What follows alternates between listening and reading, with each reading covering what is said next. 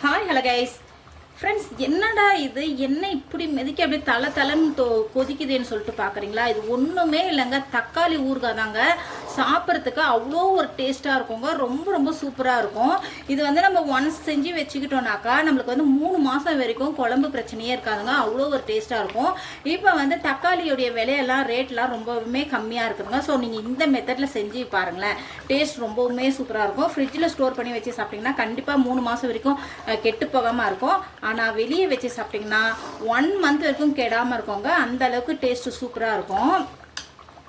Friends, இங்கே பாருங்கள், இப்போ ஒரு பிளேட்டில் நல்லா அப்படியே சுட சுட சாதம் போட்டு நம்ம இந்த ரெடி பண்ணி வச்சுருக்கிற இந்த ஊறுகாவை அப்படியே எடுத்து இதில் மேலே போட்டு அப்படியே இதை நம்ம அப்படியே இந்த மாதிரி பிசைஞ்சு சாப்பிட்டா உண்மையிலேயே சொல்கிறாங்க, டேஸ்ட்டு ரொம்ப ரொம்ப அட்டகாசமாக இருக்குங்க. ப்ளீஸ் எனக்காக ஒரே ஒரு டைம் மட்டும் இந்த மாதிரி செஞ்சு சாப்பிட்டு பாருங்கள். சுட சுட சாதத்தில் போட்டு சாப்பிட்டாலும் சரி, இட்லி, தோசை, சப்பாத்தி இதுக்கெல்லாமே நம்ம சைடிஷாக வச்சு சாப்பிட்டாலும் சரிங்க, டேஸ்ட் ரொம்பவுமே சூப்பராக இருக்கும். இங்கே பாருங்கள், அப்படியே இது பார்க்கறதுக்கே எவ்வளோ ஒரு சூப்பராக இருக்குதுங்க. ஃப்ரெண்ட்ஸ், இப்போ வாங்க இந்த தக்காளி ஊறுகாய் எப்படி இது நான் செஞ்ச இதே மெத்தடில் டேஸ்ட்டாக செய்யலான்னு சொல்லிட்டு இப்போ வீடியோக்குள்ளே போய் பார்க்கலாம். Hi, hello guys, welcome to Vaidehi media and welcome to Vaidehi life style. Friends, இன்றைக்கி நம்ம தக்காளி ஊறுகாய் செய்கிறதுக்கு நான் வந்து இங்கே பாருங்கள், ஃபஸ்ட்டு நல்லா ஒரு 1 கிலோ அளவுக்கு நல்லா பழமாக இருக்கிற தக்காளி எடுத்து நல்லா வாஷ் பண்ணி எடுத்து வச்சுருக்குறேங்க. இப்போ இந்த தக்காளியை வந்து நம்ம கட் பண்ணிக்கலாம். ஃபஸ்ட்டு தக்காளி எப்போவே நம்ம ஆட் பண்ணும்போது இங்கே பாருங்கள், இந்த மேலே இருக்குது பார்த்தீங்களா, இந்த இதை வந்து நம்ம எடுத்துடணுங்க. இது வந்து கல்லுன்னு சொல்லுவாங்க. இது சாப்பிட்டா நம்மளுக்கு வந்து வயிற்றில் கல் வரும். ஸோ அதனால் அதை எடுத்துடணும். எடுத்துகிட்டு இப்போ தக்காளியை வந்து நம்ம இந்த ஷேப்பில் கட் பண்ணி எடுத்துக்கலாம். இப்போ இதே மாதிரி நான் எல்லா தக்காளியும் கட் பண்ணி எடுத்துக்கிறேன். இங்கே பாருங்கள், இப்போ தக்காளி எல்லாத்தையும் நல்லா சூப்பராக அரிஞ்சு வச்சுக்கிட்டாங்க. இப்போ இந்த தக்காளி வந்து அப்படியே ஒரு ஓரமாக இருக்கட்டும். நெக்ஸ்ட் இப்போ ஒரு கடாயில் வந்து ஒரு டேபிள் ஸ்பூன் அளவுக்கு வெந்தயம் எடுத்துருக்காங்க. அடுத்தது இங்கே பாருங்கள், ஒரு டேபிள் ஸ்பூன் அளவுக்கு கடுகு எடுத்துருக்குறேன். இந்த கடுகையும் இதில் ஆட் பண்ணிடலாம். நெக்ஸ்ட்டு ஒரு 4 காஷ்மீரி மிளகாய் எடுத்துருக்குறாங்க. இதையும் இதில் ஆட் பண்ணிக்கலாம். உங்கள்கிட்ட காஷ்மீரி மிளகாய் தூள் இருந்தால் கூட ஆட் பண்ணிக்கோங்க. இப்போ வேண்டாம், நான் அது எப்போ ஆட் பண்ணணும்னு சொல்கிறேன். இப்போ இது எல்லாத்தையுமே இதில் ஆட் பண்ணிவிட்டு நல்லா பொன்னிறம் ஆகிற வரைக்கும் இதை நம்ம நல்லா ஃப்ரை பண்ணி எடுத்துக்கலாம். இங்கே பாருங்கள், இப்போ வந்து நல்லா வறுபட்டுருச்சு. இப்போ ஸ்டவ் ஆஃப் பண்ணிவிட்டு இதை நல்லா ஆற வச்சு பவுடராக அரைச்சி எடுத்துக்கலாம். இதை நெக்ஸ்ட்டு அதே கடாயில் வந்து ஒரு 1/4 கப் அளவுக்கு நம்ம ஆயில் ஆட் பண்ணிக்கலாம். ஊறுகாய்க்கு வந்து எப்பவுமே ஆயில் கொஞ்சம் அதிகமாக ஆட் பண்ணிக்கோங்க. நல்லெண்ணெய் இருந்தால் ஆட் பண்ணிக்கோங்க ஃப்ரெண்ட்ஸ், அது இன்னுமே டேஸ்ட்டு சூப்பராக இருக்கும். நெக்ஸ்ட்டு அதே கடாயில் ஆயில் ஆட் பண்ணிட்டாங்க. இப்போ வந்து எண்ணெய் நல்லா காஞ்ச உடனே நம்ம கட் பண்ணி ஆட் பண்ணிவிட்டு இப்போ வந்து நல்லா ஒரு பெரிய லெமன் சைஸ் அளவுக்கு புளி எடுத்து இந்த மாதிரி கொட்டையெல்லாம் எடுத்து வச்சுருக்குறாங்க. இந்த புளியும் இதில் ஆட் பண்ணிடலாம். அடுத்தது இந்த தக்காளிக்கு தேவையான அளவுக்கு உப்பு கலந்து ஆட் பண்ணிக்கலாம். நெக்ஸ்ட்டு ஒரு 1/2 டீஸ்பூன் அளவுக்கு மஞ்சள் தூள் எடுத்துருக்குறேன். இதையும் இதில் ஆட் பண்ணிடலாம். அடுத்தது ஒரு டீஸ்பூன் அளவுக்கு வெறும் மிளகாய் தூள் எடுத்துருக்குறேன். இதையும் இதில் ஆட் பண்ணிடலாம். அடுத்தது இதுலேயே வந்து வீட்லேயே அரைச்சி குழம்பு மிளகாய்த்தூள் வந்து ஒரு 2 டீஸ்பூன் அளவுக்கு எடுத்துருக்குறேன். இப்போ இது எல்லாத்தையுமே இதில் ஆட் பண்ணிவிட்டு அப்படியே மூடி போட்டு ஸ்டவ் நல்லா லோ ஃப்ளேமில் வச்சு நல்லா இதை வந்து வேக வச்சு எடுத்துக்கலாம். இங்கே பாருங்கள், இப்போ நல்லா ஒரு கொதி வந்த உடனே இதை வந்து நம்ம நல்லா மிக்ஸ் பண்ணி விட்டுக்கலாம். இந்த மாதிரி இடையில மிக்ஸ் பண்ணி விட்டுக்கிட்டே இருங்க, இல்லைனா தக்காளி வந்து அடி பிடிச்சிரும். அப்போ ஊறுகாவுடைய டேஸ்ட்டே நம்மளுக்கு ஃபுல்லாக மாறி போயிடுங்க. இப்போ மறுபடியும் மூடி போட்டு தக்காளி வந்து நல்லா குழஞ்சி வர அளவுக்கு இதை வேக விட்டுடலாம். ஸ்டவ் வந்து ஹை ஃப்ளேம்லேயும் லோ ஃப்ளேம்லேயும் மாற்றி வச்சுக்கோங்க. ஃப்ரெண்ட்ஸ், இங்கே பாருங்கள், இப்போ வந்து நம்ம போட்ட தக்காளி நல்லா சூப்பராக குழஞ்சி வந்துருச்சுங்க. இப்போ இந்த ஸ்டேஜில் நம்ம ஸ்டவ்வை ஆஃப் பண்ணிடலாம். ஆஃப் பண்ணிவிட்டு இதை நல்லா ஆற வச்சு எடுத்துக்கலாம். ஃபஸ்ட்டு இது நல்லா ஆறட்டும். ஃப்ரெண்ட்ஸ், இங்கே பாருங்கள், இப்போ நம்ம எடுத்து வச்சுருந்தோம் பார்த்தீங்களா, வறுத்து வச்சுருந்தோம் பார்த்தீங்களா, இந்த கடுகு, வெந்தயம், காஞ்ச மிளகாய் இது 3த்தையுமே இப்போ ஒரு நல்லா காஞ்ச மிக்ஸி ஜாரில் போட்டு இப்போ இதை நம்ம நல்லா நைஸாக அரைச்சி எடுத்துக்கலாங்க. இங்கே பாருங்கள், இப்போ இந்த அளவுக்கு நல்லா நைஸாக அரைச்சிட்டேன். இது அப்படியே நம்ம ஒரு பிளேட்டுக்கு ட்ரான்ஸ்ஃபர் பண்ணி எடுத்துக்கலாம். எடுத்தாச்சுங்க. இப்போ இது அப்படியே ஒரு ஓரமாக இருக்கட்டும்.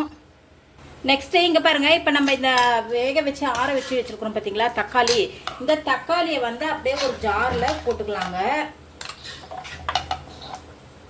ஒரு ஜாரில் போட்டுட்டு நல்லா நைஸாக அரைச்சி எடுத்துக்கலாம். அரைச்சி இதை வேற ஒரு பவுலுக்கு வந்து ட்ரான்ஸ்ஃபர் பண்ணி எடுத்துக்கலாம். ஃப்ரெண்ட்ஸ், இங்கே பாருங்கள், இப்போ இது எல்லாத்தையுமே நல்லா அரைச்சிட்டேங்க. இப்போ இது அப்படியே இது ஒரு ஓரமாக இருக்கட்டும். ஃப்ரெண்ட்ஸ் இப்போ நம்ம ஊறுகாய் தாளிச்சிக்கலாங்க. அதுக்கு வந்து ஒரு கடாயில் நான் ஒரு 1/4 கப் அளவுக்கு ஆயில் எடுத்துக்கிறேங்க. ஆயில் வந்து கொஞ்சம் தாராளமாக ஆட் பண்ணிக்கோங்க. அப்போ தான் வந்து ஊறுகாய் நல்ல செம்ம டேஸ்ட்டாக இருக்கும், சீக்கிரமாக கெட்டு போகாமல் இருக்கும். இப்போ எண்ணெய் நல்லா காயிட்டோம். இங்கே பாருங்கள், எண்ணெய் நல்லா காஞ்சிடுச்சு. நான் வந்து ஒரு டீஸ்பூன் அளவுக்கு கடுகு எடுத்துருக்கிறேன். கடுகு ஆட் பண்ணிக்கலாம். அடுத்தது 1/4 டீஸ்பூன் வெந்தயம் எடுத்துருக்கிறேன். இதையும் இதுலேயே ஆட் பண்ணிக்கலாங்க. நெக்ஸ்ட்டு வந்து இங்கே பாருங்கள், ஒரு கைப்பிடி ஃபுல்லாக பூண்டுங்க, அதாவது 2 கட்டி இருக்கும். இந்த பூண்டு நல்லா கழுவிட்டு உரிச்சிட்டு வாஷ் பண்ணி எடுத்து வச்சுருக்கிறேன். இதையும் இதில் ஆட் பண்ணிக்கலாம். இதிலே வந்து ஒரு 3 காஞ்ச மிளகாய் எடுத்து இந்த மாதிரி 2 உடச்சி வச்சுருக்கிறேன். இதையும் இதில் ஆட் பண்ணிக்கலாம். ஆட் பண்ணி இங்கே பாருங்கள், காஞ்ச மிளகாய் ஆட் பண்ணிவிட்டு இதை நல்லா வதக்கி விட்டுக்கலாம். பூண்டு வந்து நல்லா பொன்னிறமாக ஆகணுங்க, அந்த அளவுக்கு வதக்கி விட்டுடலாம். இப்போ இந்த ஸ்டேஜில் ஒரு டீஸ்பூன் அளவுக்கு பெருங்காயத்தூள் எடுத்துருக்குறேங்க. இந்த பெருங்காயத்தூள் அப்படியே இதில் ஆட் பண்ணிடலாம். ஆட் பண்ணிட்டு மறுபடியும் நல்லா ஒரு முறை மிக்ஸ் பண்ணிக்கலாம். பூண்டு கொஞ்சம் கலர் சேஞ்ச் ஆகட்டும். இங்கே பாருங்கள், இப்போ பூண்டு வந்து நல்லா இந்த அளவுக்கு பொன்னிறமாக ஆன உடனே நம்ம வந்து அரைச்சி வச்சுருக்கோம் பார்த்தீங்களா, இந்த தக்காளி இதை அப்படியே இதில் ஆட் பண்ணிடலாம். தண்ணியெல்லாம் எதுவுமே கொஞ்சம் கூட தண்ணி இதில் ஆட் பண்ணவே கூடாதுங்க. இதை வழித்து மட்டும் போடுங்க போதும். இப்போ ஆட் பண்ணிவிட்டு நல்லா ஒரு முறை மிக்ஸ் பண்ணி விட்டுடலாம். இந்த எண்ணெய்லாம் நல்லா இந்த தக்காளியில் வந்து ஒன்று சேர்ந்து வரணுங்க. இங்கே பாருங்கள், இப்போ இதை நம்ம நல்லா மிக்ஸ் பண்ணி விட்டுட்டு மூடி போட்டு ஸ்டவ் ஹை ஃப்ளேம்லையோ லோ ஃப்ளேம்லையோ மாற்றி வச்சு ஒரு 10 நிமிஷம் நல்லா கொதிக்க விட்டுடலாம். இங்கே பாருங்கள், இப்போ நல்லா கொதிச்சு வருதுங்க. இந்த ஸ்டேஜில் வந்து ஊறுகாய் நல்லா வந்து தெறிக்க ஆரம்பிக்கும், கையிலெல்லாம் படுறதுக்கு சான்ஸ் இருக்குங்க. ஸோ பார்த்து கொஞ்சம் கேர்ஃபுல்லாக செய்யுங்க. இப்போ இந்த அளவுக்கு நல்லா வந்து இது கொதி வந்த உடனே நம்ம இந்த எடுத்து அரைச்சி வச்சுருக்கிறோம் பார்த்தீங்களா, இந்த வெந்தயம், அதுக்கப்புறம் கடுகு, காஞ்ச மிளகாய், இது காஷ்மீரி மிளகாய் இது எல்லாத்தையுமே இதில் ஆட் பண்ணிட்டு நல்லா ஒரு முறை மறுபடியும் மிக்ஸ் பண்ணிடலாம். மிக்ஸ் பண்ணிவிட்டு மறுபடியும் மூடி போட்டு ஒரு 10 நிமிஷம் நல்லா கொதிக்க விட்டுடலாம். ஃப்ரெண்ட்ஸ் இங்கே பாருங்கள், இப்போ இந்த ஸ்டேஜில் உங்களுக்கு உப்பு காரெல்லாம் கரெக்டாக இருக்குதான்னு சொல்லிட்டு செக் பண்ணிக்கோங்க. பத்தலைன்னா ஆட் பண்ணிக்கோங்க. எனக்கு வந்து நான் போட்ட ரேஷியோவே கரெக்டாக இருந்துச்சுங்க. இப்போ மறுபடியும் ஒரு முறை நல்லா மிக்ஸ் பண்ணிடலாம். இன்னும் கொஞ்சம் நல்லா ஊறுகாய் கன்சிஸ்டன்சி வரணுங்க. இன்னும் கூட கொஞ்சம் தண்ணியாக இருக்குது பாருங்கள். ஸோ இன்னும் கொஞ்சம் நேரம் நல்லா கொதிக்கட்டும். ஃப்ரெண்ட்ஸ் இங்கே பாருங்கள், இப்போ வந்து நமக்கு சூப்பராக தக்காளி ஊறுகாய் செம்மையாக ரெடி ஆகிடுச்சுங்க. இங்கே பார்த்தீங்களா, நம்ம ஊற்றிருக்கிற எண்ணெய்லாம் எவ்வளோ சூப்பராக பிரிஞ்சு வந்துருக்குது.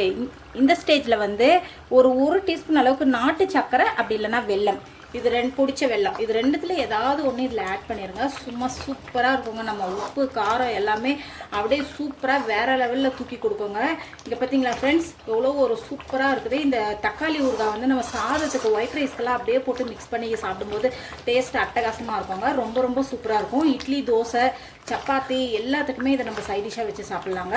3 மாதம் வரைக்கும் கெட்டு போகாமல் இருக்கோங்க. அவ்வளோ ஒரு டேஸ்ட்டாக இருக்கும் இந்த ஊறுகாய். அவ்வளோதாங்க. இப்போ இது ஒரு முறை நல்லா நம்ம மிக்ஸ் பண்ணி விட்டுட்டு ஸ்டவ்வை ஆஃப் பண்ணிடலாம் ஃப்ரெண்ட்ஸ். அவ்வளோதான் ஃப்ரெண்ட்ஸ். இந்த வீடியோ பிடிச்சிருந்துச்சுன்னா லைக் பண்ணுங்கள், ஷேர் பண்ணுங்கள், கமெண்ட் பண்ணுங்கள். இன்னும் நம்ம சேனலில் சப்ஸ்கிரைப் பண்ணாமல் யாராவது இருந்தீங்கன்னா ப்ளீஸ் சப்ஸ்கிரைப் பண்ணுங்கள். பாய்.